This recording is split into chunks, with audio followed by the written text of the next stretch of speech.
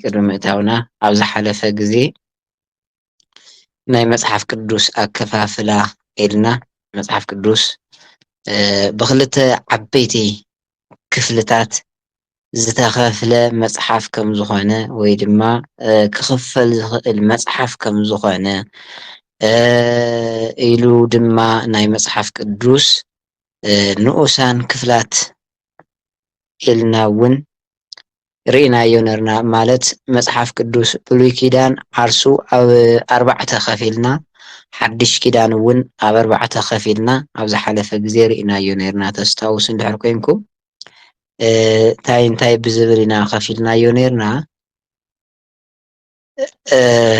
ንኣብነት ናይ ሕጊ መፅሓፍቲ፣ ናይ ታሪክ መፅሓፍቲ፣ ናይ መዝሙር ወይ ድማ ናይ ግጥሚ መፅሓፍቲ፣ ቀፂሉ ራብዓይ ናይ ትንቢት መፅሓፍቲ ኢልና ንሓድሽ ኪዳንን ንብሉይ ኪዳንን ከፊልና ርኢናዮም ነርና ማለት እዩ። ብሉይ ኪዳን እውን በዞም 4 ሕጂ ዝተቐስክልኩም መንገዲ ከፊልና ንንእሽተይ ርኢናዮ ነርና ማለት እዩ። ሓድሽ ኪዳን እውን በዞም ክፋላት እዚኣቶም ናይ ሕጊ መፅሓፍ፣ ናይ ታሪክ መፅሓፍ፣ መልእኽታት ካብኡ ኢሉ ድማ ናይ ትንቢት መፅሓፍ እውን ከም ዝኾነ ሓድሽ ኪዳን እውን ብ4 ከፊልና ብዝንእሽተይ ትንክፍ ትንክፍ ኣቢልና ርኢናዮ ወይ ከዓ ተመልኪትና ነርና ማለት እዩ። እግዚኣብሔር ኣምላኽና ፈቒዱ ናብ ናይ ሎማዓንቲ መርሃ ግብርና ክንሰጋገር እንተለና ዘቋረፅናሉ ወይ ድማ ዘቆምናሉ ርእሲ ኩልኩም ተስታውስዎ ኢኹም።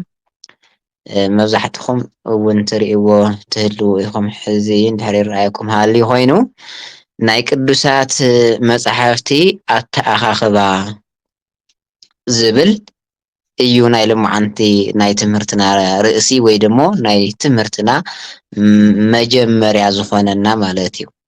ኣብ ናይ መቐዳማይ ከምቲ ዝበልኩኹም መፅሓፍ ቅዱስ ጥራይ ብ4 ክፋል ዘይኮነሲ ብምዕራፍ መዓዝ ከም ዝተኸፈለ መን ከም ዝኸፈልዎ እውን ካብቶም ዓብይ ኣስተዋፅኦ ዝገበሩ ሓደ ክልተ ይኾኑ ሊቃውንቲ ኣቦታት ጠቒስና ርኢና ነርና። ብቁፅሪ እውን መዓዝ ከም ዝተኸፈለ ልክዕ ከምቲ ሕዚ ብጣዕሚ ማለት ሕዚ ክነምኽንየሉ ዘይንኽእል ምችው እዩ ኮይኑ ዘሎ መፅሓፍ ቅዱስ። ስለዚ ከምዚ ኢሉ ነዚ ሕዚ ዘሎ ወለዶ ተመዓራርዩ ንክፀንሕ በዓል መን እዮም ኣስተዋፅኦ ገይሮም፣ ካብ መዓዘ ናብ መዓዘ ኸ እዩ፣ ኣበይ ቦታ እዩ ንዝብል ብዝተረኽበ ፍንጪ ዝተወሰነ ኢና ኣብ ዝሓለፈ ርኢና ነርና ማለት እዩ። እወ ሎማዓንቲ ድማ ናይ መፅሓፍ ቅዱስ ማለት ቅዱሳት መፅሓፍቲ ክንብል ከለና ኣብዚ ካልእ መፅሓፍ ከይመስለኩም ቅዱሳት መፅሓፍቲ ማለት መፅሓፍ ቅዱስ ማለት እዩ። ስለዚ ኣብዚ ድማ ናይ ቅዱሳት መፅሓፍቲ ኣተኣኻኽባ እወ ምናልባት መፅሓፍ ቅዱስ ከምቲ ክስካብ ሕዚ እንዳረኣናዮ ዝመፃና ሎሚ ማለት መፅሓፍ ቅዱስ ኣብ ሓደ እዩ ዘለት መፅሓፍ ዝተበታተነ ፅሑፍ የለን። ሓደ መፅሓፍ ኣውዚንቢብና ሓደ መፅሓፍ ከዓ ካብ ካልእ ዓዲ ኣጠራቒምና ነንብበሉ ምኽንያት ኮነ ኩነታት የብልናን።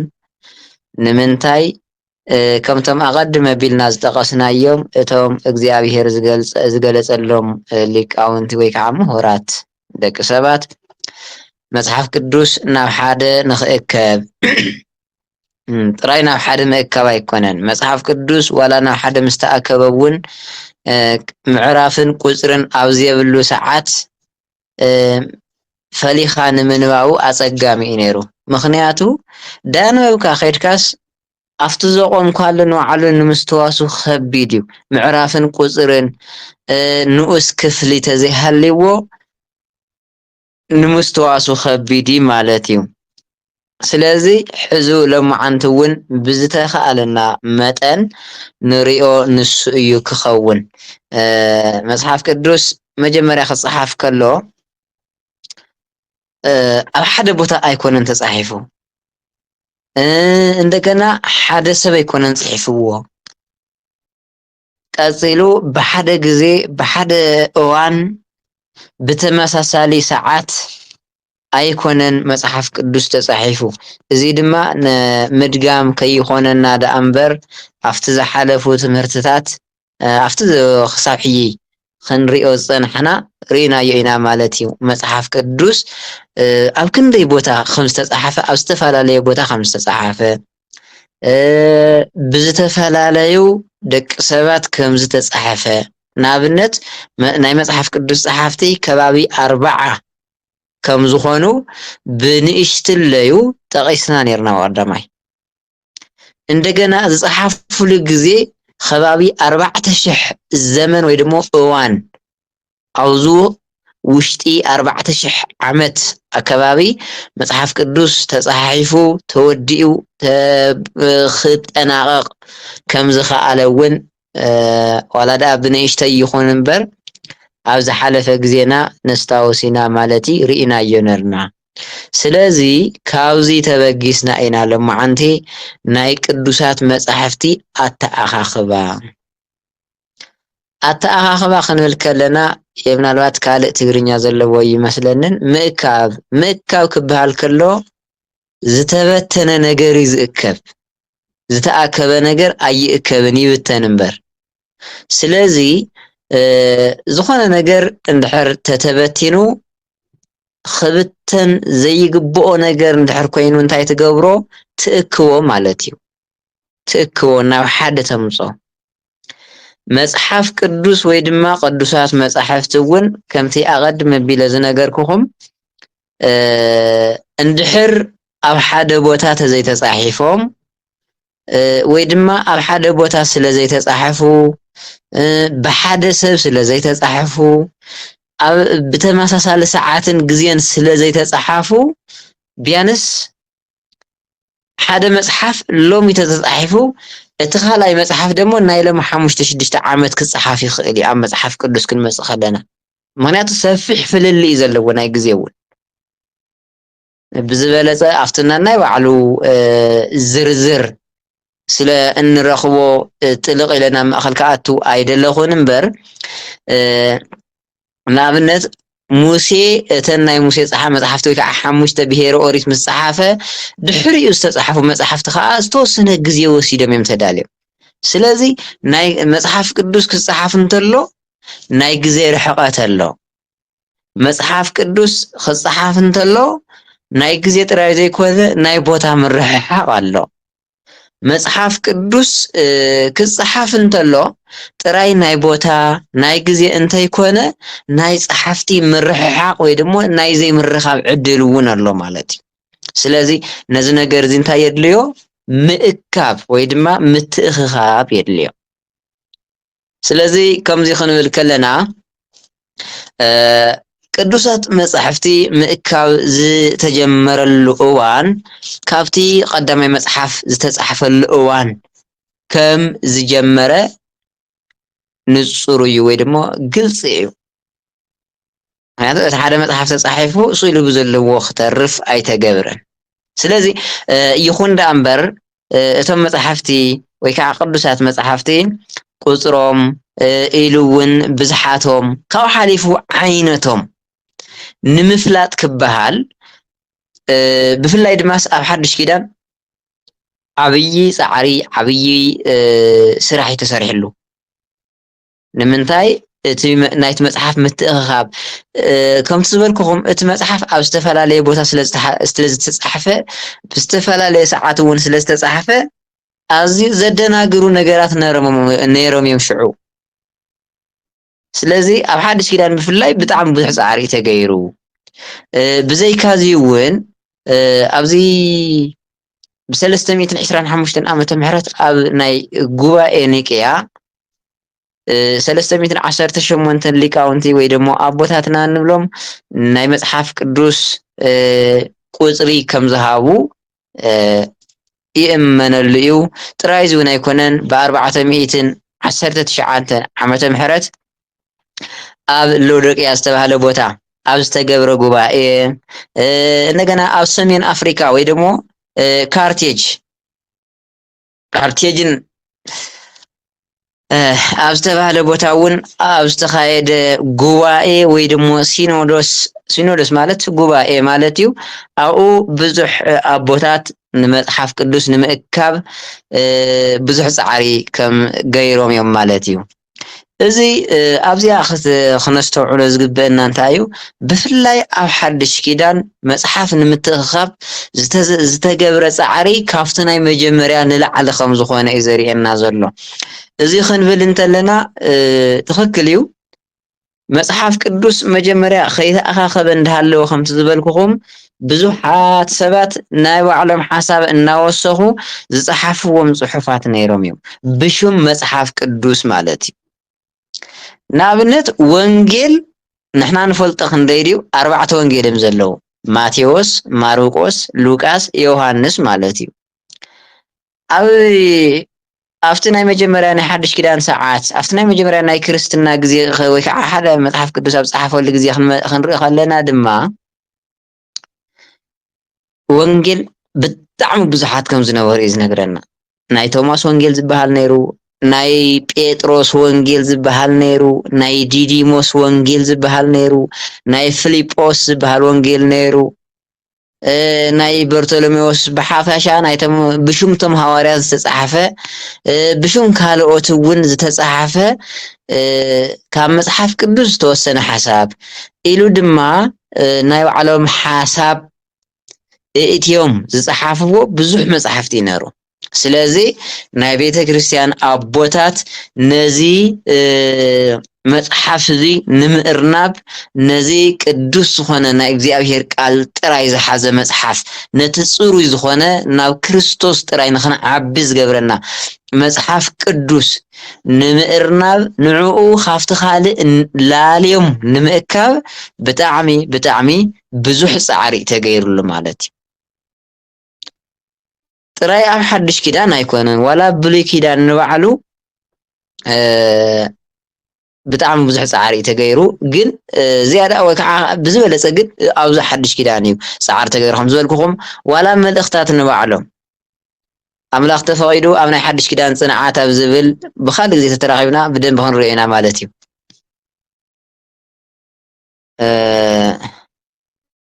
ማለት መልእኽታት ንባዕሉ ንሕና ንፈልጦም 21 መልእኽታት ኣለዉ።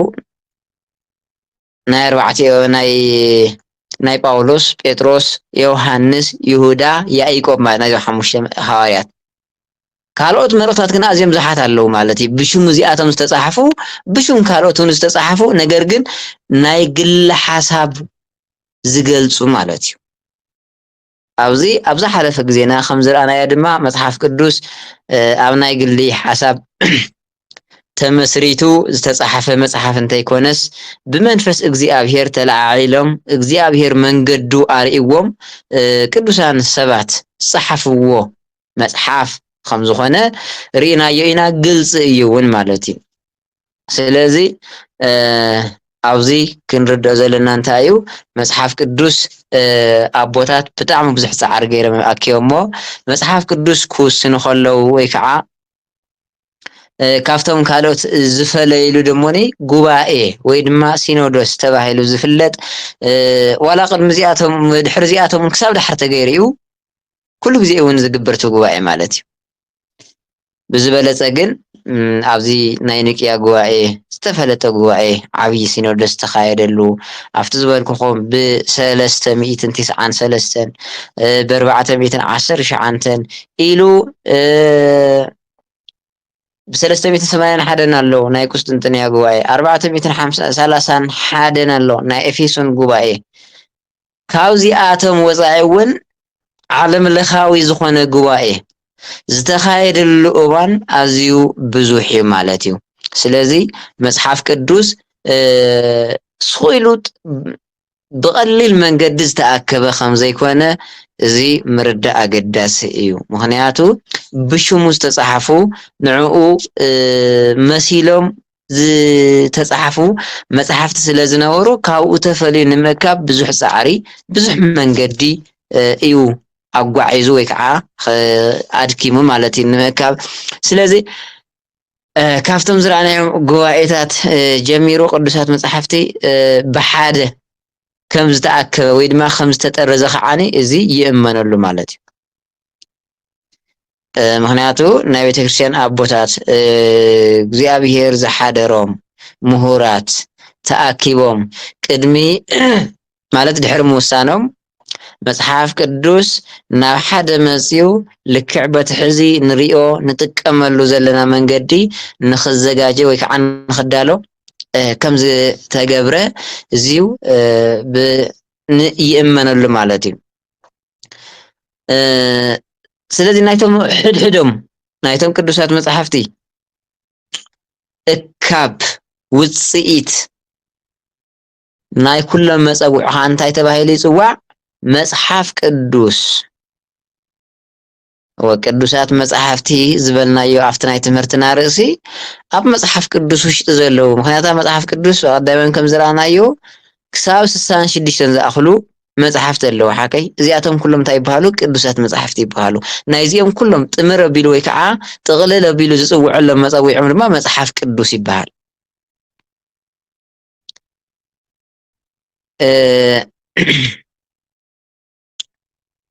የምናልባት ለማዓንቲ ኣብዚ ሓደ እንታይ ኢና ክንሪኦ ዘለና ብናይ 4 ቤተ እምነት ወይ ድማ ናይ ሃይማኖት ተቋማት መንፅር ኢና ክንሪኦሎም መዓንቲ ቀዳማይ በዛ ናይ ኢትዮጵያ ወይ ድማ ካብኡ ስለ እስካብ ዘይወፃና ኣብ ብናይ ኢትዮጵያ ኦርቶዶክስ ተዋህዶ ቤተክርስትያን ዘሎ ናይ መጽሓፍ ቅዱስ ኣቀባብላ ብናይ ሮማ ካቶሊክ ቤተክርስትያን ዘሎ ናይ መጽሓፍ ቅዱስ ኣቀባብላ ብናይ ፕሮቴስታንት እምነት ዘሎ ናይ መጽሓፍ ቅዱስ ኣቀባብላን ብናይ አይሁድ ሃይማኖት ናይ መጽሐፍ ቅዱስ ኣቀባብላ እንደገና ናይ መጽሐፍ ቅዱስ ዝርዝር ኢና ክንርኢ ማለት እዩ።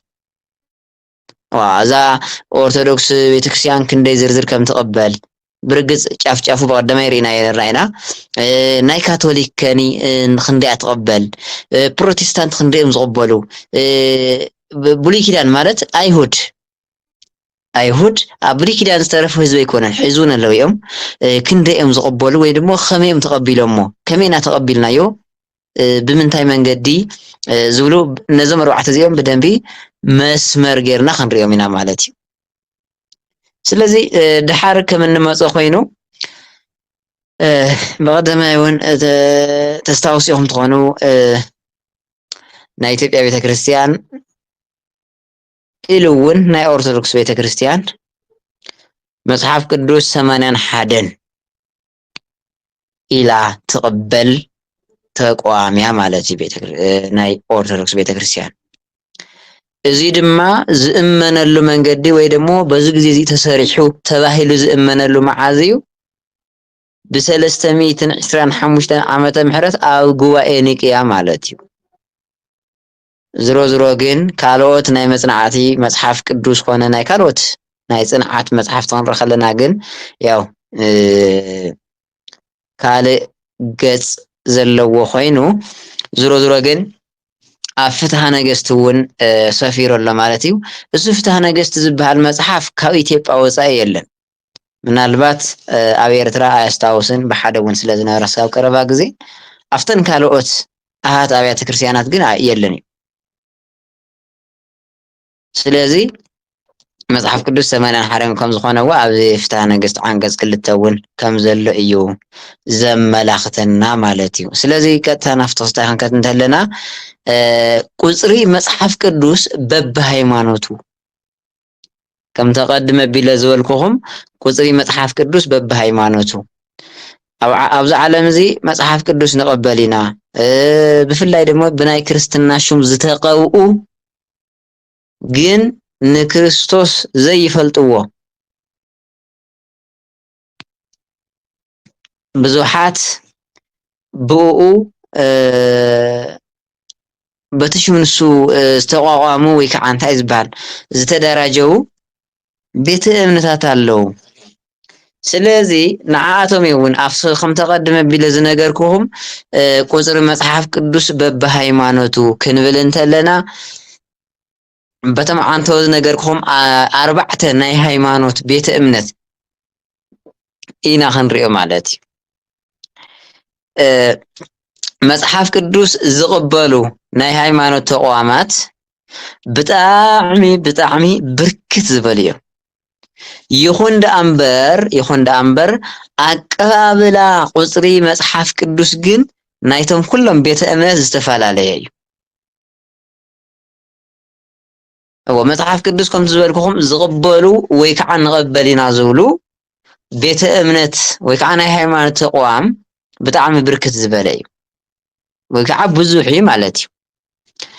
ግን ይኹን ደኣ እምበር እቶም ቤተ እምነታት መፅሓፍ ቅዱስ ንቕበል ኢና፣ ብመፅሓፍ ቅዱስ ንኣምን ኢና፣ ንእግዚኣብሔር እውን ወይ ከዓ ንክርስቶስ ተቐቢልናዮ ኢና ዝብሉ ቤተ እምነታት ናይ መፅሓፍ ቅዱስ ኣቀባብላ መንገዶም ወይ ከዓ ኩነታቶም ዝተፈላለየ እዩ። ነዚ እውን ካብዚኣቶም ከዓ ወይ ከዓ ካብዞም ሕዚ ተጠቐሱ ውሑዳት ኢና ክንርኢ ማለት እዩ። ሎማዓንቲ ከም ተቐደመ ቢለ ዝነገርክኹም እዞም 4 ቤተ እምነት ቀዳማይ ናይ ኢትዮጵያ ኦርቶዶክስ ተዋህዶ ቤተ ክርስቲያን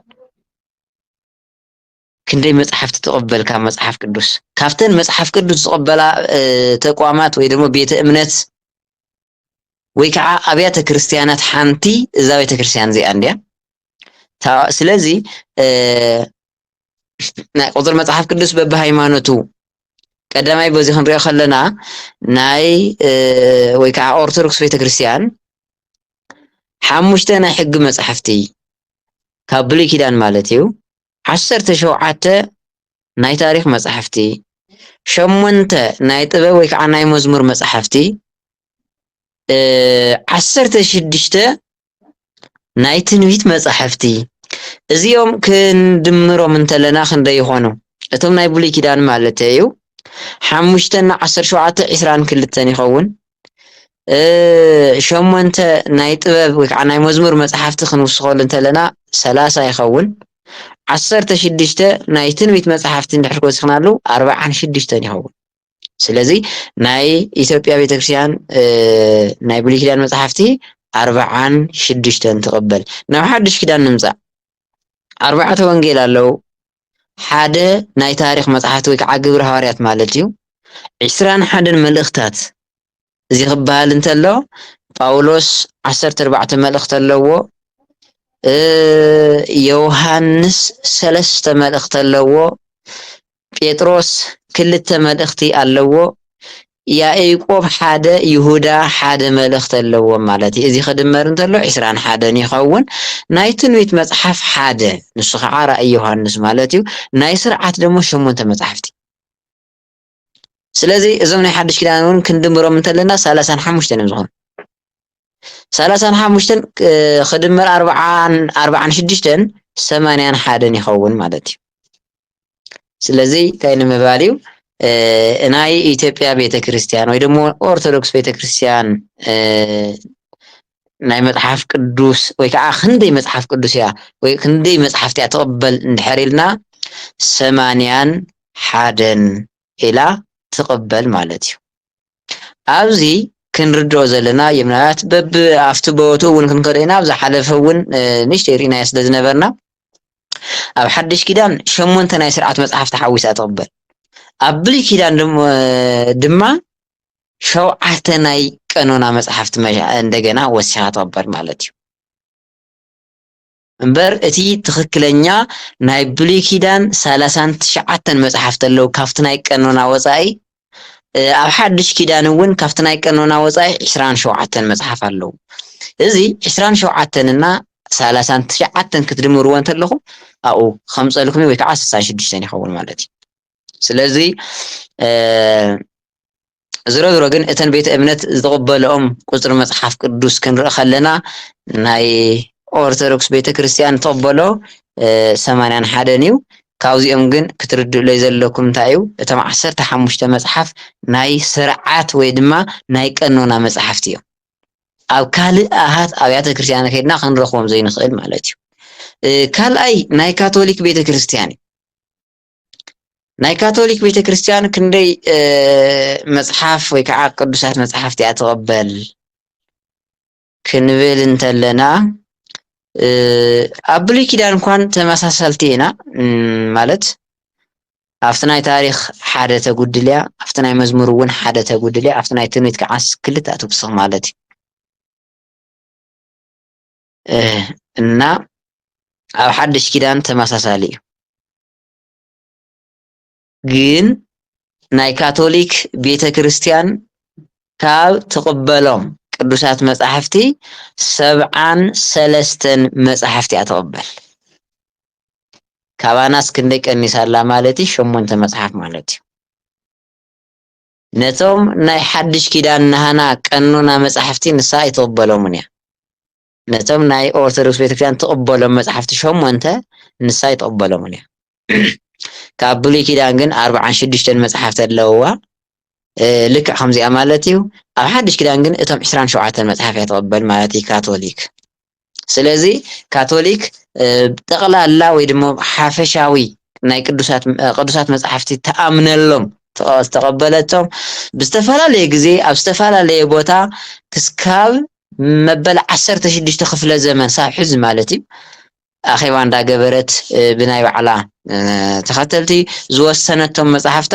73 መጽሓፍ እዩ ማለት እዩ ናብ ሳልሳይ ክንከይድ እንተለና ናብ ፕሮቴስታንት ወይ ደግሞ ጴንጤ ንብሎም ማለት እዩ እናብዚ ንመጽ ተለና ከም ትርእይዎ ካብ ብሉይ ኪዳን 39 ይቕበሉ ካብ ሓድሽ ኪዳን 27 ማለት ካብቶም ናይ ቀኖና መጽሓፍቲ ወፃኢ ማለት እዩ ስለዚ ናይ ፕሮቴስታንት ቤተ እምነት 66 መጽሓፍቲ ትቕበል ቀፂሉ ናፍቲ ናይ መወዳእታ ምስ ሰዓትና እውን ክንከይድ ምእንቲ ናብ ናይ ኣይሁድ ሃይማኖት ክንመጽእ እንተለና ወይ ድማ ናብ ናይ ኣይሁድ ናይ ቅዱሳት መጽሓፍቲ ኣቀባብላ ናይ ኣይሁድ ኣለው እዚ ብሉይ ኪዳን ማለት እዩ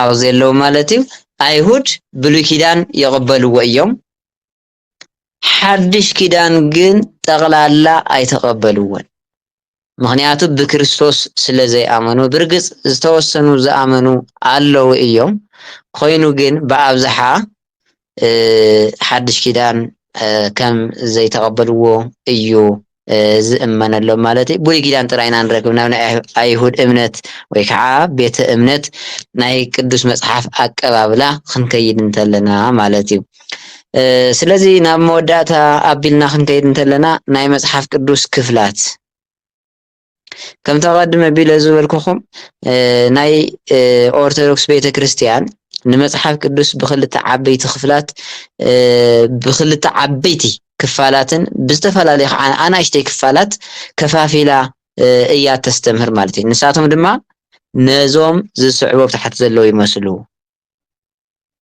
ኣየንያ እዛ ናይ ኦርቶዶክስ ቤተክርስትያን ማለት እዩ ንመጽሓፍ ቅዱስ ብክልተ ዓበይቲ ክፋላት ማለት ኣብዚ እንዳሃለኹ ክነግረኩም ብቀዳማይ እውን ርኢና ነርናይና ብክልተ ከፊልና ማለት እዩ ንሱ እውን ብሉይ ኪዳንን ሓድሽ ኪዳንን ኢልና ማለት እዩ ናይ መጽሓፍ ቅዱስ እቲ ዝዓበየ ናይ መጀመርያ ክፍሉ ብክልተ እዩ ዝኽፈል እዚ ናይቲ ክፋሉ ሽሙ ድማ ብሉይ ኪዳንን ሓድሽ ኪዳንን ማለት እዩ ስለዚ ናይ ኦርቶዶክስ ቤተክርስትያን ንመጽሓፍ ቅዱስ ብክልተ ዓበይቲ ክፍላትን ብዝተፈላለዩ ኣናእሽተይ ክፋላትን ከፋፊላ እያ ተስተምህር ንሳቶም ድማ ነዞም ዝስዑ ወይ ከዓ ነዞም ኣብ ታሕቲ ዝተዘርዘሩ እዮም ዝመስሉ ቀዳማይ መጽሓፍቲ ብሉይ ኪዳን እዚዩ ዓርሱ ዝኸኣለ ክፋሊ ማለት እዩ ብሉይ ኪዳን ክንብል ተለና ኣብ ውሽጡ ከም ተቐድመ ቢለ ዝነገርኩኹም ምስቶም ናይ ቀኖና መጽሓፍቲ ተወሲኹ 46 መጽሓፍቲ እዮም ዘለውዎ እዚኦም ሓደ ክፋል ማለት እዩ ኩሎም ንኡሳን ክፋል ማለት ድማ ንኣብነት ኦሪት ዘፍጥረት ንበይና እተን 50 ምዕራፍ ኦሪት ዘጸአት ንበይና እተን 40 ምዕራፍ ኦሪት ዘሌዋውያን ንበይና ኩለን ንበይንተን ደግሞ በብንኡስ ክፍለን ከፋፊልና ክንሪአን ኢና ማለት እዩ ስለዚ መጽሕፍቲ ብሉይ ኪዳን ካብ ዝተጻሕፈሉ ግዜ ክሳብ